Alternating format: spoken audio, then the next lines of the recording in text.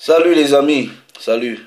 Que le Père, le Très-Haut soit glorifié. Voilà, comme d'habitude, c'est toujours pour moi, votre frère, un grand plaisir de venir vous parler. Donc au Père, au Créateur, nous donnons toute la gloire. Au Mashiach, au Christ, nous disons un double honneur. Voilà, soyez bénis, mes amis, mes frères, partout à travers le monde, la fille de mon peuple, le fils de mon peuple, la fille, fils des nations païennes. Nous ne sommes plus sous la loi. La Torah contre la loi. Ok? Bon, maintenant, quand je dis nous ne sommes plus sous la loi, c'est ce que, en fait, en témoignage de ce que la plupart des gens qui sont encore sous le vin de la prostituée, pour ceux-là qui sont encore dans le christianisme, ils ont toujours cette façon de dire des choses que nous ne sommes pas sous la loi. Ok? Bon, maintenant, ce qui est faux selon la vérité biblique, on va vous expliquer. Pourquoi je dis la Torah contre la loi? Ok? Pourquoi je dis la Torah contre la loi? Il y a une méconnaissance, ok, vraiment une méconnaissance qui devient de plus en plus tragique. Ce qui fait que quand vous méconnaissez le sens même des mots dans la langue peut-être hébraïque ou dans l'araméen ou dans le grec, vous pouvez en faire une interprétation assez hasardeuse et vous écarter de l'idée originale. Les gens souvent, quand vous lisez les Bibles en français, en anglais, vous verrez le mot loi qui, en tout cas, bon, en parlant de la Torah, qui a été traduit dans nos Bibles en français, dans nos Bibles en anglais, comme étant loi ou law en anglais. Or, ce qui fait que nous qui prenons on lit la Bible, on nous parle de la loi, ou on nous parle de law, ok? Dans la compréhension moderne, surtout occidentale, ok?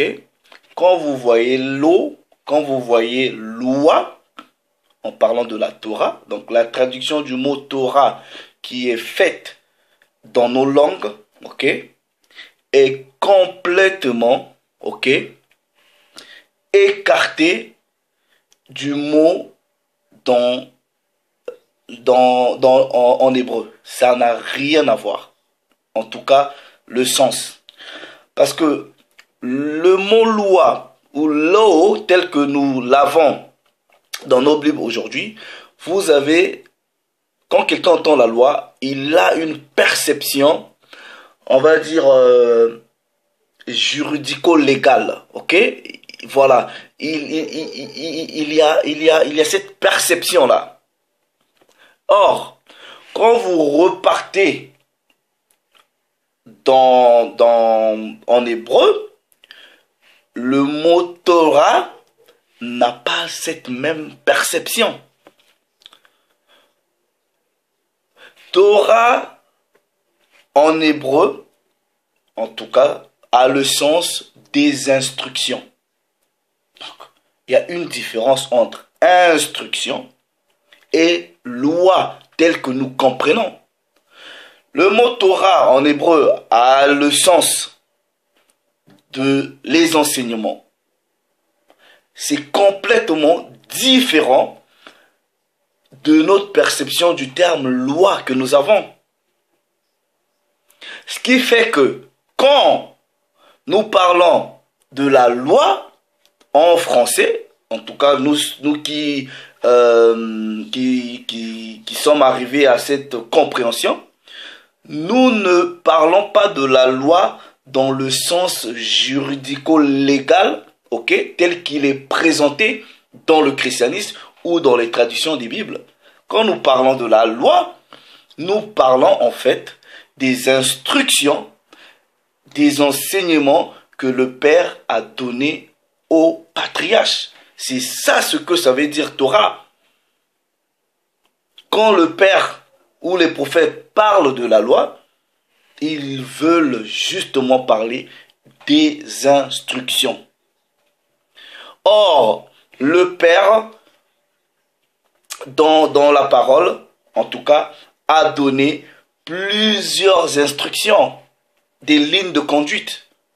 Il ne nous a jamais donné une religion, il nous a donné des instructions.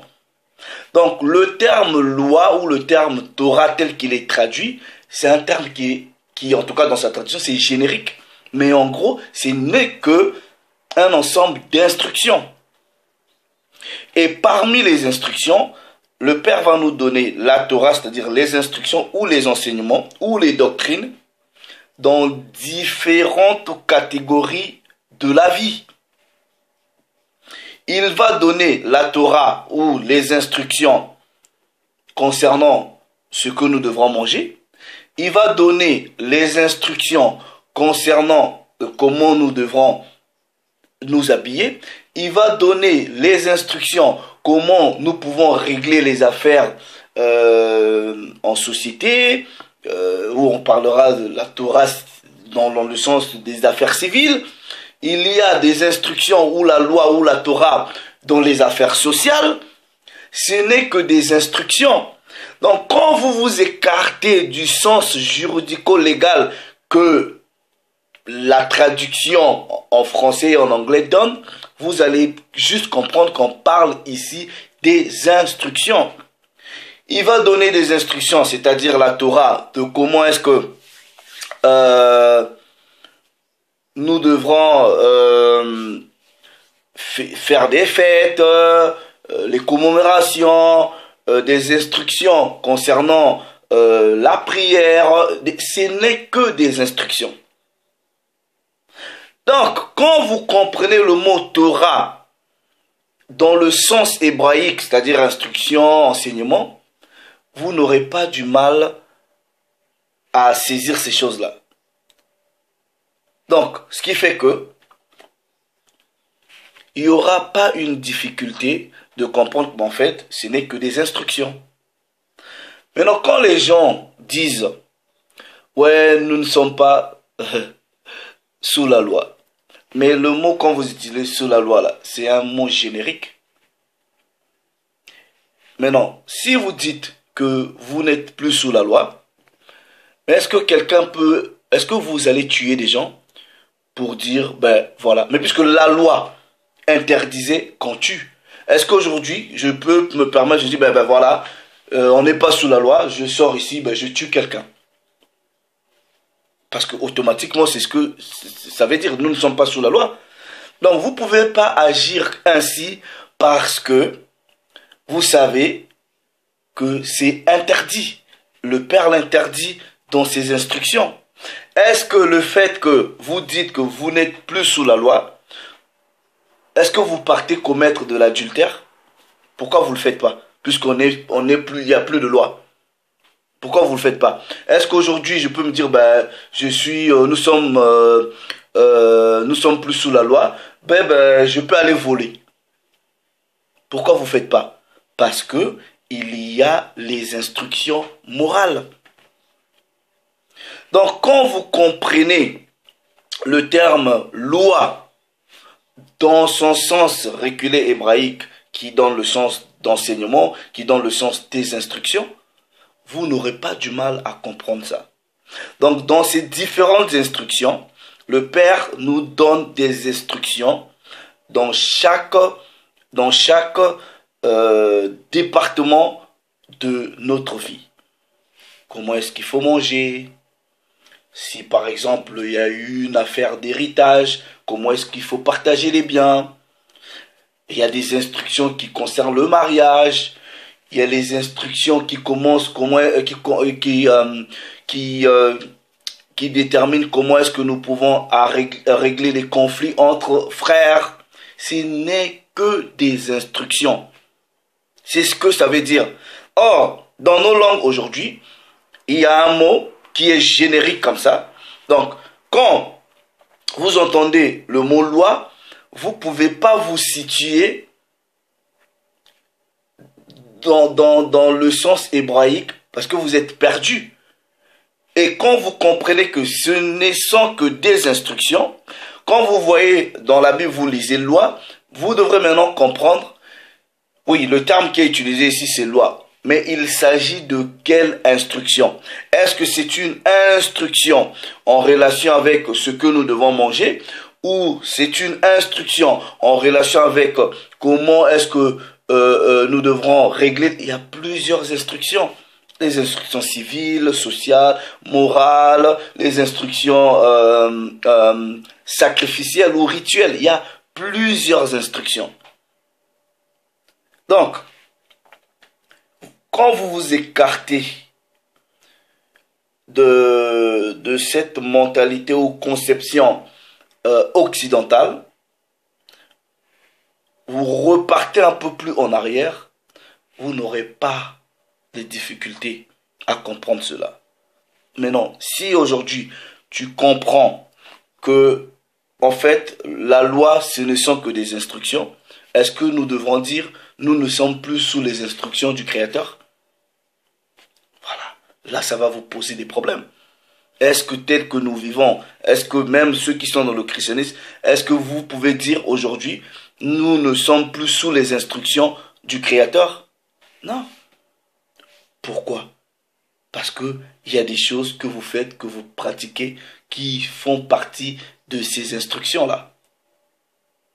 Donc quand vous faites le shift, c'est-à-dire vous changez de perception, vous ne considérez pas ce mot-là dans le sens légal ou juridique ou légaliste, vous considérez le terme loi, c'est-à-dire Torah, dans le sens que de instructions, des enseignements, vous comprendrez que les enseignements, les instructions du Très-Haut sont éternelles. Parce que la parole dit, la loi est éternelle. Et vous devrez bien comprendre ça. Donc, le Créateur voulant, je pourrais peut-être mettre sur pied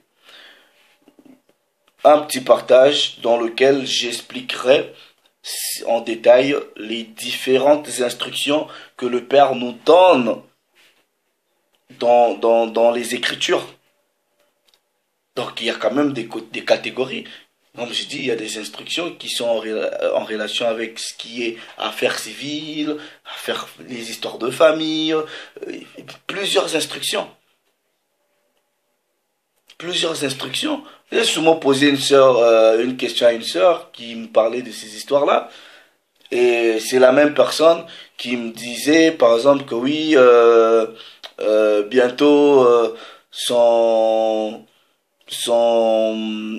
je sais pas si ses copains, tout ça là, va aller donner la boisson ou se présenter chez ses parents. Mais je lui ai posé la question, je lui ai dit, ah, mais pourquoi tu fais ça? Est-ce que tu sais pas que ce sont des choses qui sont prescrites aussi dans les instructions? Elle était là.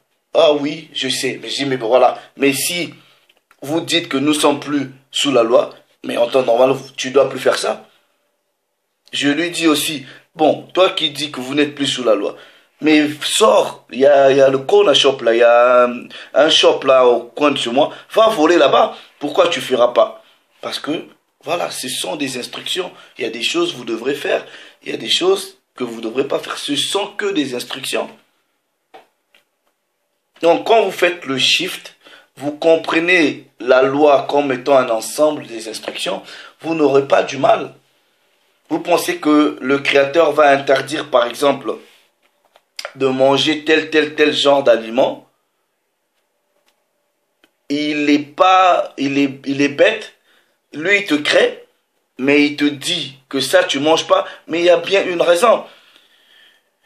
Et un frère qui est médecin, ok, un médecin, il est scientifique, il est docteur, il m'a bien démontré, bon, c'est un diététicien, chrétien, mais il connaît la loi, il m'a bien démontré un peu plus ou moins ce côté-là scientifique, ok, du danger des aliments qui ont été interdits par les instructions alimentaires du Créateur Et il m'a prouvé même leur danger, scientifiquement. Il m'a dit, oui, le Créateur a raison, parce que tel aliment, ce n'est pas bon pour le corps. Ce n'est pas bon pour la santé. Donc, c'était ce que je voulais vous partager. On ira beaucoup plus en détail pour expliquer il y a combien des instructions. On peut diviser ces instructions-là en combien de catégories. C'est aussi simple. Parce qu'avant même que j'arrive dans la vérité, quand j'entendais loi, vous avez peur. Voilà, loi, vous avez cette perception-là. Ah, voilà, la loi, si Non, ce ne sont que des instructions à suivre. Et pour ton propre bien. Pour ton propre bien. Donc vous voyez qu'il y a une différence entre instruction et loi. Il y a vraiment une différence. Il y a vraiment une différence. Donc voilà. Le Père s'est glorifié, comme je dis. Le Père voulant. Je mettrai sur pied. Bon, plusieurs frères aussi ont déjà fait. Mais bon, parce qu'il y a quand même pas mal de gens qui m'ont demandé ces choses-là. On va essayer juste de présenter un peu ces différentes instructions, essayer un peu de les classifier, si on peut, dans différentes catégories. C'est tout, ce ne sont que des instructions. Comment s'habiller, qu'est-ce qu'il faut mettre sur le corps, et tout ça là, c'est en relation avec les réactions chimiques, le corps, des choses comme ça. Voilà. Le Créateur lui-même, il sait pourquoi il a donné ces instructions. Et notre intelligence ne peut pas surpasser ces instructions. Non. Donc c'est un peu ça. Donc, le mot loi, le mot Torah, qui a été traduit par law ou par loi en français, n'a pas la même signification quand vous repartez en hébreu. Ça n'a pas la même signification. Ça n'a pas la même signification. Donc, ce qui fait que quand vous gardez le sens hébraïque du terme, ça vous fait moins mal et moins peur d'embrasser ces choses-là, de voir. Donc, on fera une vidéo, il y a eu différentes instructions, voilà. Quelles sont les instructions qui restent d'actualité? On pourra voir. Quelles sont les instructions qui ne restent pas d'actualité? On pourra étudier. C'est tout. Donc c'est quand même bizarre pour des gens qui disent qu'ils ne sont pas sous la loi, ils ne tuent pas, ils ne commettent pas l'adultère, ils ne volent pas. C'est quand même bizarre. C'est quand même bizarre. Donc si on n'était pas sous la loi, sous les instructions, ben, voilà. Chacun ferait ce qu'il veut. C'est tout. Donc comment est-ce que même dans ces pays-ci, là, vous avez la loi et le Créateur qui vous crée, il ne va pas vous donner des instructions. Ici, vous avez des lois, le Père donne les instructions. Bon, on utilise le terme loi parce que c'est notre compréhension. Ici, vous avez la loi, oui. Dans cette réalité, c'est la loi. Dans le sens juridico-légal du terme, c'est la loi. Mais dans la parole, vous avez les instructions. Vous avez la Torah. Ce sont les instructions. Donc, c'est ce que je voulais vous partager. Et que chacun essaie de réfléchir dessus. Vous remarquerez que si vous faites le shift, c'est-à-dire vous décalez juste de cette perception-là, juridique, un peu légaliste, en prenant le mot loi étant que des instructions, ça sera facile de comprendre les instructions civiles, les instructions cérémonielles, les instructions alimentaires, ça sera simple. Donc voilà. Le Très-Haut s'est encore glorifié. Shalom.